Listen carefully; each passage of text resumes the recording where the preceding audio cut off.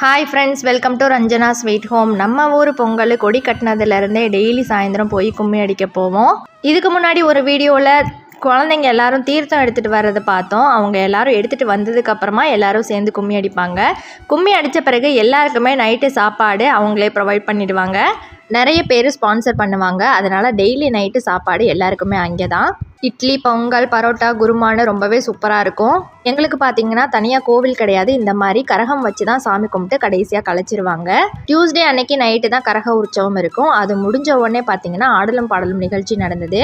ஆடலும் பாடலும் நிகழ்ச்சினா சொல்லவா வேணும், எல்லாருக்குமே ஒரே ஜாலி தான். ரொம்பவே சூப்பராகவும் இருந்துச்சு ப்ரோக்ராம்.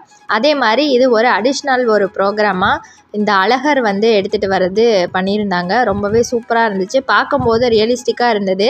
மதுரையில் நம்ம போய் கூட்டத்துக்கு நடுவில் அழகரை பார்ப்போம் பார்த்தீங்களா, அதே மாதிரியே தண்ணியெல்லாம் பீச்சு அடித்து ரொம்பவே சூப்பராக பண்ணியிருந்தாங்க ப்ரோக்ராம் எல்லாமே.